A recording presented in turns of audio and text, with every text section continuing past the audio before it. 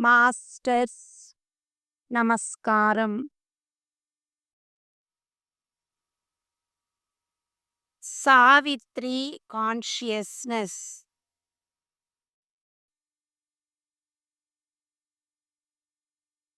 Aravinda consciousness.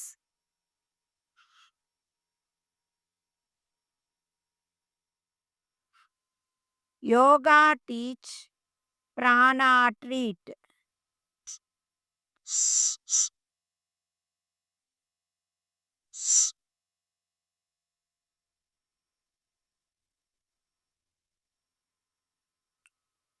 Let us meditate on the most auspicious form of Savitri, on the light of the Supreme, which shall illumine us with the truth.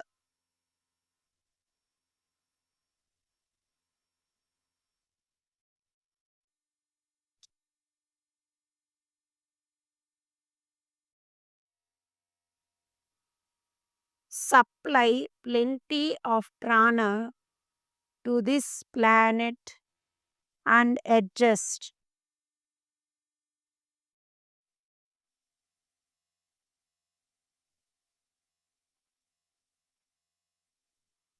Andhra Mahasavitri 25వ అధ్యాయం. నిర్వాణం.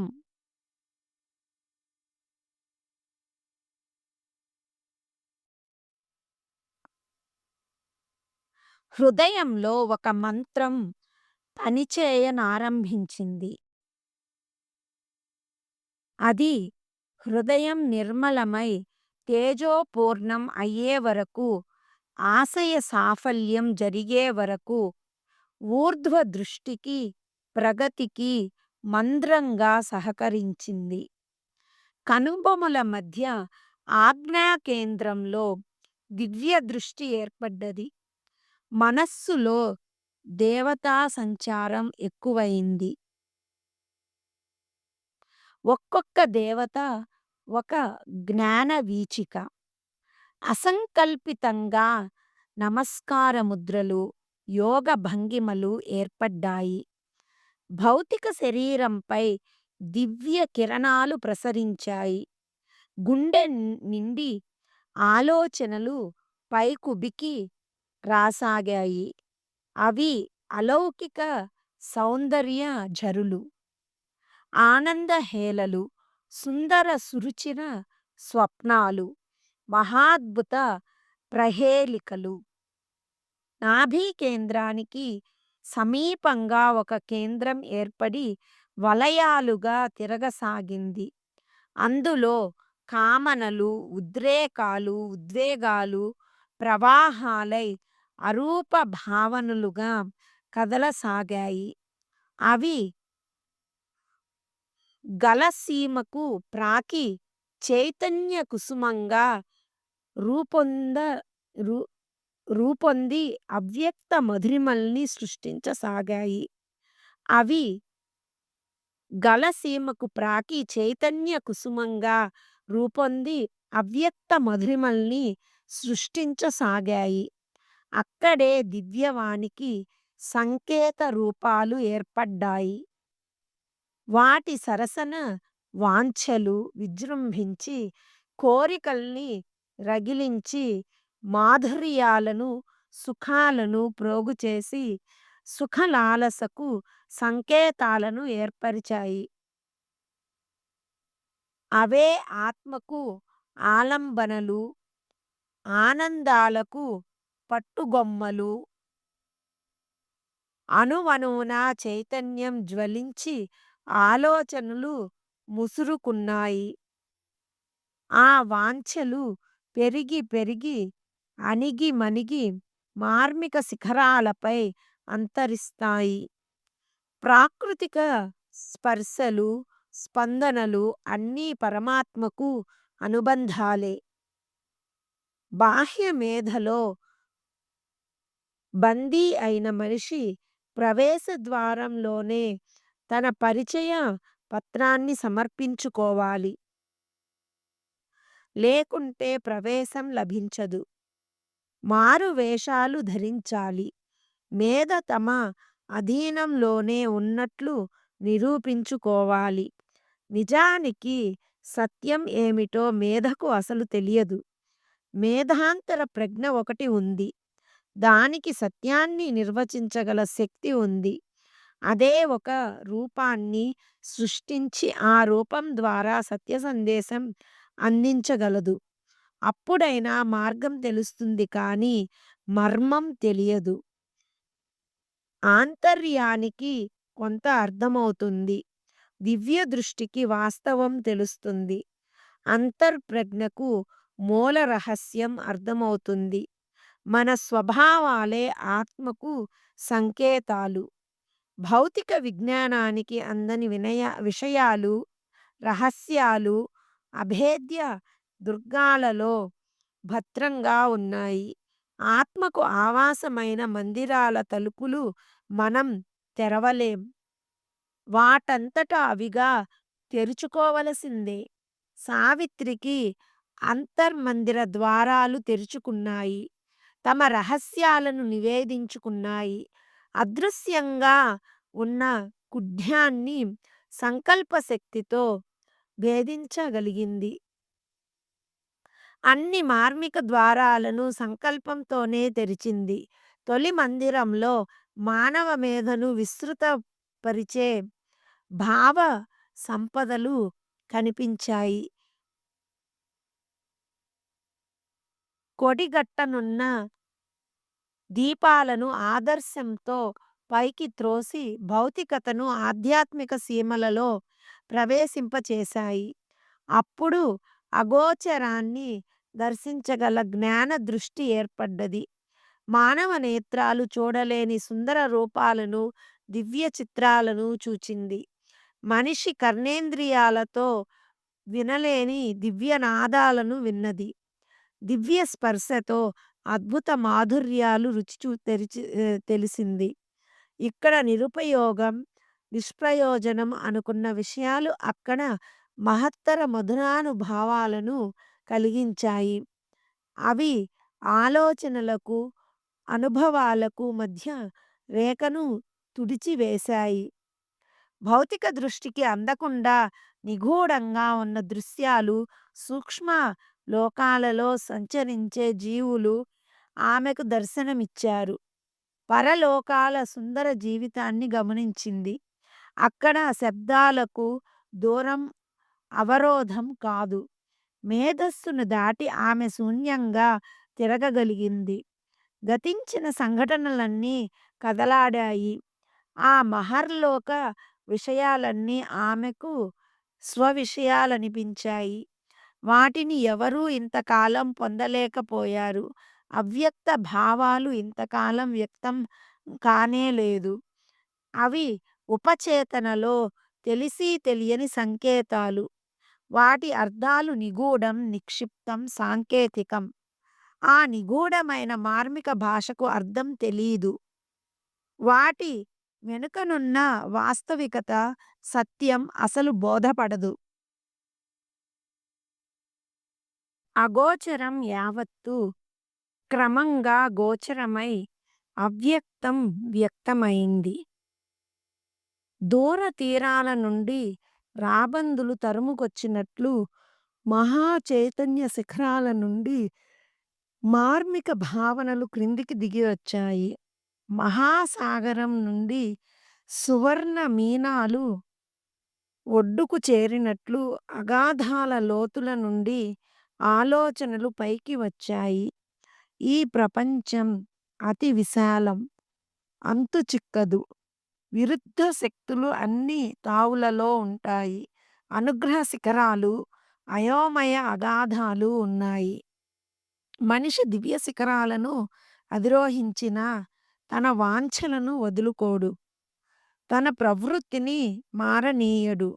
ఎంతగా దివ్యత్వం సాధించి పరలోకాల విహరిస్తున్నా తన బలహీనతల్ని వదిలిపెట్టడు. అంత ఔన్నత్యం నైత్యంతో కలుషితమవుతుంది. అది భగవంతుని లీలా వినోదం. అనేక జన్మల అనుభవాలు, సంఘటనలు ఆమె చూచింది. గత జన్మలు అనంతంగా, అసంఖ్యాకంగా ఉన్నాయి. పరమాత్మ లీలలు ఆయన వలె శాశ్వతాలు. అవి కాలంతో జన్మించి శూన్యంలో లయించిపోతుంటాయి.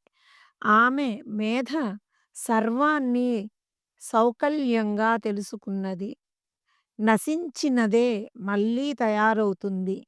కానీ కొత్తగా జన్మించడం లేదన్నది సత్యం. భౌతిక శక్తుల వల్ల అది శరీరంలో దాగి ఉంటుంది. మనస్సు మహాశక్తివంతమైన చిన్న యంత్రం. అది అరిగిపోయే వరకు పనిచేస్తుంది. ఆలోచనలను ఉత్పత్తి చేస్తుంది. బాహ్య ప్రపంచం నుండి తన ముడి పదార్థాలను స్వీకరిస్తుంది. దాని నమూనా తయారు చేసేది విశ్వకర్మ అయిన పరబ్రహ్మ. మన భావాలు తరచుగా సృష్టిలోనే పూర్ణంగా తయారవుతాయి. అవి యథాతథంగా మనో కవాటాలు దాటి బయటపడుతుంటాయి. అవే మన ప్రచేతనలో స్వేచ్ఛగా అవే మన ప్రచేతనలో స్వేచ్ఛగా విహరిస్తుంటాయి. కాలానికి కట్టుబడి భావాలుగా చలామణి అవుతాయి. ఆయా వ్యక్తుల అభిప్రాయాలుగా ముద్ర వేసుకుంటాయి. మనిషి మాయా కారణంగా అవి అన్నీ తన ప్రతిభకు తార్కాణాలు అనుకుంటాడు. అంతా ప్రకృతి సంపదలే అయినప్పుడు మనిషి ఆలోచనలు ప్రకృతి సంపదలే కావాలి. ఏవి మనిషి సొంతం కాదు. మనం శ్రమిస్తాం, పరిశ్రమిస్తాం. అయినా మనం నిమిత్త మాత్రులమే. మనం సృష్టించేది, ఆలోచించేది ఏది మన సొంతం కాదు. మనది అనుకునే శక్తి మనది కాదు. మన ప్రజ్ఞ సైతం పైనుండి దిగివచ్చి మనలో ప్రతిష్ఠితమయ్యేదే. ఆ రహస్యం మనకు తెలియకపోవడమే దివ్య రహస్యం. ఆ పనికే శాశ్వతం అని ముద్ర వేస్తాం. ప్రజ్ఞ, ప్రాభవం, రూపం, ఆకర్షణ, కీర్తి, దీప్తి అన్నీ ఒక అగ్నిగుండంలోని జ్వాలలే. భగవంతుని కర్మశాల ఒక ప్రయోగశాల. అక్కడ తయారయ్యే ప్రతిదానిపైన సర్వాధికారాలు, హక్కులు భగవంతుడివే. వాటికి మానవత అనే పైపోత అద్ది భూమికి దిగుమతి చేస్తారు. స్ఫూర్తి అనే వార్తాహరుడు వాటిని మోసుకొచ్చి అందించగా మనస్సు ఆ అమూల్య విషయాలను తన స్వంతం అని ప్రచారం చేసుకుంటుంది.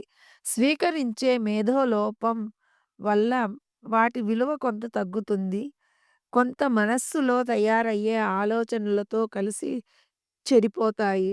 అవి ఎంత తక్కువ చెడితే అంత ఎక్కువ దివ్యత్వం నిలుపుకున్నట్లవుతుంది. ఈ లోకం తనదే. తన కోసమే అంటాడు మనిషి అహంకారంతో. సృష్టిలో మనిషి ఒక చిన్న యంత్రం లాంటివాడు. సగం పని ప్రకృతి చేస్తుంది. సగం పని పురుషుడు, పరమాత్మ నిర్వహిస్తారు. మనిషి చేయవలసిన పని ఆత్మ సమర్పణ ఒక్కటే. ఈ సృష్టి ఏర్పడక పూర్వం స్వయంభువు అయిన శక్తి అద్వితీయ స్వతంత్ర ప్రతిపత్తి గల మహాశక్తి సృష్టిని ఆమోదించి తనను ప్రకృతితో అనుసంధానం చేసుకుంది. ప్రకృతి నుండి స్వతంత్రం పొందిన మనిషి భగవంతునికి కృతజ్ఞతగా ఉండాలి. ఇది పైకి కనిపించే మన భౌతిక శరీరం. కానీ అసలు శరీరం సూక్ష్మంగా, మహాశక్తివంతంగా లోపలనే ఉంటుంది. మన ప్రజ్ఞా ప్రాభవాలు అమోఘం. భౌతిక కుడ్యాలను ఛేదించి లోపల ప్రవేశించినప్పుడు మనం ఏమిటో తెలుస్తుంది. ఆధ్యాత్మిక జగత్తులో ప్రవేశించడమే తొలి ప్రస్థానం. ఆధ్యాత్మిక జగత్తులో ప్రవేశించడమే తొలి ప్రస్థానం. అక్కడ మన ఆత్మలోకానికి మనమే అధిపతులం. అక్కడ శరీరం నామమాత్రంగా మిగులుతుంది. మనస్సు కొంత సహకరిస్తుంది. ఆత్మకే సర్వాధికారాలు. జీవన సత్యం నగ్నంగా ఆత్మను అంటిపెట్టుకొని ఉంటుంది. అక్కడ నుండి పరవశంతో అది ప్రపంచాన్ని వీక్షిస్తుంది, సమీక్షిస్తుంది. మేధ కట్టడులను తప్పించుకొని ఆమె పురోగమించింది. అక్కడ ఆంతర్యపు లోతుల క్రీనీడలలో సేద తీరవచ్చు. లేదా అగోచర ప్రశాంతితో కలిసి నిశ్శబ్దంగా ఉండిపోవచ్చు. ఆమె ప్రకృతి నుండి విడిబడి స్వతంత్రమై ఔన్నత్యం సాధించింది. అక్కడి నుండి సృష్టిని గమనించసాగింది. ఆ పైన అంతా ఆమె ఇచ్ఛకు అధీనమే. ఆ పైన సర్వం పరమాత్మకు అంకితమైన ప్రశాంతి. ఆమె అంతరంగం నిశ్శబ్దమైంది, స్తబ్దమైంది. నిశ్శబ్ద సాగరాలపై ఎప్పుడో కదిలే అలల వలె, ప్రశాంత సరస్సుపై ఎప్పుడో తేలే నీటి బురగల వలె ఎప్పుడో ఆమెలో చిన్న ఆలోచనలు కదులుతున్నాయి. ఒక రాయి విసిరినప్పుడు సరస్సులో కలిగే సంచలనం లాంటిది. మనస్సు ఒక కర్మాగారమే అయినా పని నిలిచిపోయింది. శక్తి యంత్రం పనిచేస్తున్న సవ్వడి వినిపించడం లేదు. ప్రశాంత సీమల నుండి ఎలాంటి సంకేతం లేదు. ఆమెలో ఏమాత్రం చలనం లేదు. మనస్సు మహాశూన్యంగా మారిపోయింది. అది ఎలాంటి శబ్దం సహించని ప్రశాంత సువిశాల క్షేత్రం. అదే సమాధి స్థితి. అది బ్రహ్మానంద స్థితి. కానీ ఆమె అంతర్దృష్టికి అన్నీ ఉన్నట్లే తోస్తుంది. పైన మూత బిగించి కల్లోల భాండాన్ని మూసినట్లు ఆమెలో ఆలోచనలు, ఉద్రేకాలు లోలోపల అణగిపోతాయి. అవి బయట పడాలని అప్పుడప్పుడు ప్రయత్నిస్తుంటాయి. కానీ నిశ్శబ్దమైన మేధ వాటిని లక్ష్యపెట్టదు. అన్నింటినీ అణచివేసిన కారణంగా ఏమీ బయటపడదు. పైకి రాదు. ఏ క్షణంలోనైనా ఉప్పెన వలె విరుచుకుపడే ప్రపంచం ఉంది. ఆమె ఆ స్థితిని దాటిపోయింది. శరీరం శిలవలే బిగుసుకుపోయింది. ఇప్పుడు సర్వం సువిశాల శూన్యం. అయినా అది బ్రహ్మానందం కాదు. ప్రశాంతి లేదు. పరమాత్మ ఆమోదముద్ర పడని పరిస్థితి. ఆనంద సాగర నిశ్శబ్ద ప్రశాంతి కనిపించదక్కడ. కొన్ని భావాలు ఆ ప్రశాంతిని చీల్చుకుని బయటపడుతుంటాయి. అవి హృదయంతరం నుండి, లోతుల నుండి వచ్చినవి కావు. అరూప స్థితిలో ఉద్భవించి రూపం కోసం తహతహలాడుతున్న భావాలు. అవి శరీరానికి, మనస్సుకు సంబంధించినవి కావు. కాలావసరాన తయారైనవి తప్ప జన్మించినవి కావు. రోదసిలో ఏ తీరం నుండో వచ్చి వాలినవి. ఆలోచనలు, పదాలు అరూపాలు రూపాలుగా మారాలి. ఆలోచనలు, పదాలు అరూపాలు రూపాలుగా మారాలి. అప్పుడే వాటికి విలువ, గుర్తింపు ఏర్పడతాయి. అవి బహుదూరాల నుండి పెద్ద పెద్ద తెరచాపలతో గాలి పడవలపై వచ్చి పడతాయి. అలా మనలో చొరబడడం వాటి హక్కు అయినట్లు సరాసరి చెవుల ద్వారా లోపల చొరబడి ఆత్మ అంతఃపురాలను చేరుతుంటాయి. అంతా వెలుగుమయం కావటాన ఆ లోకంలో బాటలు వేరుగా కనిపించవు. తనపై దురాక్రమణ చేస్తున్న భావాలలో వెతకగా మహోన్నతమైన ఆధ్యాత్మికానుభూతి కనిపించింది. అది క్రమంగా తనను, లోకాన్ని, రోదసిని ప్రభావితం చేసింది. వాయువును ఈథర్ ఆక్రమించినట్లు ఒక భావం శుతిమెత్తగా గాలిలో పయనించసాగింది. తీరాన్ని చేరనున్న నావ ప్రశాంతంగా కదులుతున్నట్లు భావం అన్ని అవరోధాలను, అభ్యంతరాలను తొలగించుకుని మేధలోని తన స్థావరాన్ని చేరుకోగలిగింది. తనకు పరిచయమైన మార్గం ద్వారా లోపలకు ప్రవేశించగా ఇచ్ఛ దాని ప్రవేశాన్ని నిరోధించింది. మరో శక్తి అడ్డు నిలిచింది. ఆ భావం అనంతంలో పయనించి శూన్యంలో లయించిపోయింది. మరికొంతసేపటికి మరొక భావం పొటమరించింది. ఒకదాని వెంట ఒకటిగా అనేక భావాలు చుట్టుముట్టాయి. సాగర తీరంలో రేవులో అనేక నావలు గుమిగూడినట్లు అదృశ్య తీరాల నుండి అనేక ఆలోచనలు వచ్చి చేరాయి. అన్నింటి ప్రయత్నాల విఫలమయింది. అన్నింటి ప్రయత్నం విఫలమయింది. ఏవీ మనస్సు వరకు చేరలేదు. అన్నీ నిశ్చలం అయ్యాయి. దేనిలోనూ చలనం లేదు. చైతన్యం లేదు. నిశ్చలం, నిర్వికల్పం, కాలాతీతం, ఏకాంతం అయిన ఆత్మ ప్రశాంతంగా రోదసి నిండా విస్తరించింది. ఆ నిర్గుణ, నిరాకార, నిర్వికార, నిశ్చల, నిరామయ, నిరంజన స్థితిలో సర్వవ్యాపకమైన మహాశూన్యం ఒక తేజస్సుగా మారింది. అలా శూన్యం తేజస్సుగా మారడమే దివ్య రహస్యం, దివ్యత్వ సూచన. అలా మారినప్పుడు ప్రకృతి, ఆత్మ శూన్యంగా మారిపోతాయి. ఆత్మ భావన పలచనై కాంతిహీనమవుతుంది. అరూప, అభావ, నిర్గుణ చైతన్యం శుద్ధ ప్రజ్ఞగా మారి మనస్సును వెనక్కు నెట్టివేస్తుంది. అరూప, అభావ, నిర్గుణ చైతన్యం శుద్ధ ప్రజ్ఞగా మారి మనస్సును వెనక్కు నెట్టివేస్తుంది. ఆమెలోని జీవుడు నామమాత్రంగా మిగిలాడు.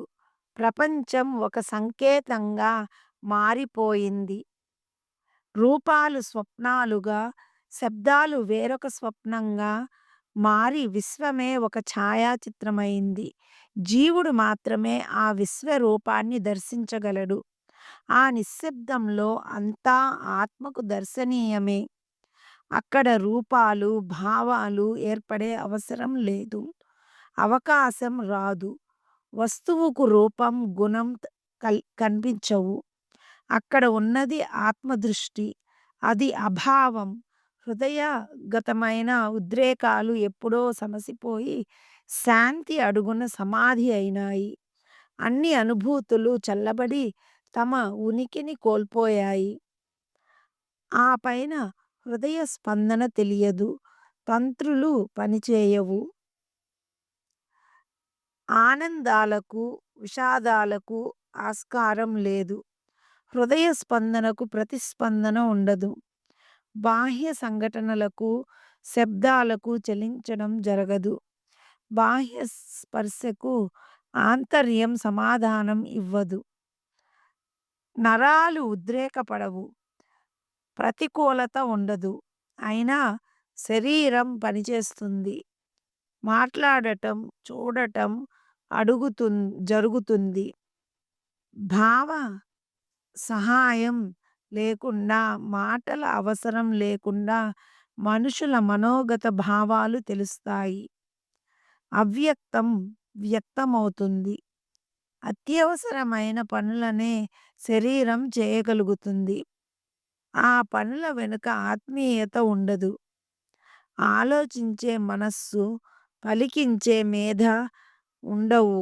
అన్నీ యంత్ర భాగాల వలె పనిచేసుకుంటూ పోతుంటాయి. అలవాటు ప్రకారం దినచర్య సాగిపోతుంది. లయించి పోని శక్తి ఒకటి శరీరాన్ని నడిపిస్తుంది. లయించపోని శక్తి ఒకటి శరీరాన్ని నడిపిస్తుంది. శరీరం తను చేయవలసిన పనులు చేసుకుపోతుంది. స్పృహలో ఉండి అన్నీ గమనించడం జరుగుతుంది. దేనిపైన ఇష్టాయిష్టాలు ఏర్పడవు. రాగద్వేషాలుండవు. ఏదీ తనకు కావాలనిపించదు. కోరిక ఉండదు. కనుక కోరిక తీరే ప్రసక్తి లేదు. తాను మహాశూన్యంలో సంచరిస్తున్న ఈ లోకంలో శరీరం చేయవలసిన పనులన్నీ చేస్తుంది. ఆమెకున్నది ఆత్మబలం. అది పరిశుద్ధం. ఆమె చేష్టలకు, చూపులకు ఆలంబన అది. అది లేనప్పుడు అన్నీ అంతరించిపోతాయి. వ్యక్తిగత ప్రపంచం సైతం అంతరించిపోతుంది. శూన్యంలో తనకు స్థానం ఏర్పడిన తర్వాత వివేకం తన స్వంత మందిరాన్ని ఏర్పరచుకుంటుంది. ఇక్కడ ద్రష్ట, దృశ్యం వేరు వేరు కాదు. తెలివి లేకపోయినా తెలియవలసినదంతా తెలుస్తుంది. లోకరీతి అవగాహన అవుతుంది. దివ్య దృష్టికి ఈ మహావిశ్వం అవాస్తవం, అఖాతం అనిపిస్తుంది. ఆత్మ ఈ జగత్తును చూస్తుంది కానీ జీవులలో చలనం కనిపించదు. మూర్తులలో జీవం కనిపించదు. అన్నీ మృతప్రాయంగా ఉంటాయి. ఆలోచన సమసిపోగా అన్నీ లయమైపోతుంటాయి. ఒక్క శూన్యం మాత్రం మిగులుతుంది. తన భౌతిక శరీరం తెలుస్తుంది. అలా అంతా తేజస్సుకు నీడలా కనిపిస్తుంది. లోకంలో కదిలే జీవాలు, కదలని నిర్జీవాలు అన్నీ నీడలే. కనిపించే నగాలు, నగరాలు మేధకు అల్పరూపాలే. అవి పదే పదే అంతర్దృష్టికి గోచరించడం వల్ల వాస్తవాలనే భ్రమ కలుగుతుంది. మాస్టర్స్ నమస్కారం. Masters consciousness